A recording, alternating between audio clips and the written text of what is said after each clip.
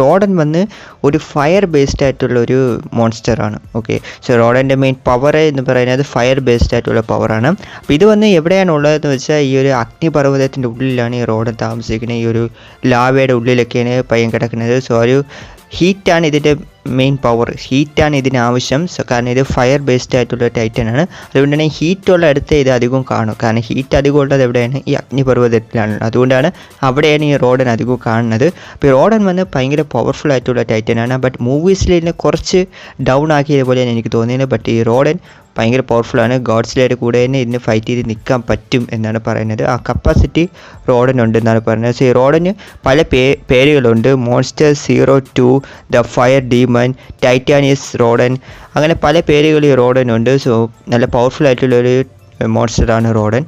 ഇപ്പോൾ ഈ റോഡൻ വന്ന് ഒരു ഫുൾ കൈജു അല്ലെന്നാണ് പറയുന്നത്. ഇപ്പോൾ നമ്മുടെ ഗോഡ്സിലെ വന്നൊരു കൈജു ആണ്, പക്ഷേ റോഡൻ ഫുൾ കൈജു അല്ല. ഇത് വന്നൊരു ഡെമി കൈജു എന്നാണ് പറയുന്നത്. കൂടാതെ റോഡൻ വന്നൊരു പക്ഷി പോലത്തെ ഒരു മോൺസ്റ്ററാണ് ഇത്. എന്നാലും ഇത് ഭയങ്കര പവർഫുൾ ആയിട്ടുള്ള ഒരു ടൈറ്റനാണ്, അതിനൊരു സംശയം വേണ്ട. ഇത് മാത്രമല്ല ഈ റോഡൻ വന്ന് അത്യാവശ്യം നല്ല ഇൻ്റലിജൻസ് ആയിട്ടുള്ള ഒരു ടൈറ്റൻ എന്നാണ് പറയുന്നത്. കാരണം ഇത് സാഹചര്യം അനുസരിച്ച് ഫൈറ്റ് ചെയ്യുന്ന ഒരു ടൈറ്റൻ എന്നാണ് പറയുന്നത്. ഇപ്പോൾ നിങ്ങൾ മൂവിയിൽ കണ്ടിട്ടുണ്ടാകും, നമ്മുടെ കിങ് ഗിഡോരെ വന്ന് എല്ലാ ടൈറ്റൻസിനും വിളിക്കുന്ന സമയത്ത് റോഡൻ കിങ് ഗിഡോരെ ഫസ്റ്റ് ടൈം കാണുന്ന സമയത്ത് തന്നെ നേരെ കിങ് ഗിഡോരെ അടുത്ത് ഫൈറ്റ് ചെയ്യും. ആ ഫൈറ്റിന് തോറ്റെങ്കിലും ആ ധൈര്യം നമ്മൾ സമ്മതിച്ചു കൊടുക്കണം. അവിടെ കിഡോര വന്ന് ഗോഡ്സിലെ ഡിഫീറ്റ് ചെയ്തിട്ട് വരെയാണ്. അപ്പോൾ ആ കിഡോരയുടെ അടുത്ത് തന്നെ ഒട്ടും പേടിയില്ല നമ്മുടെ റോഡൻ പോയിട്ട് ഫൈറ്റ് ചെയ്തിട്ടുണ്ടായിരുന്നു.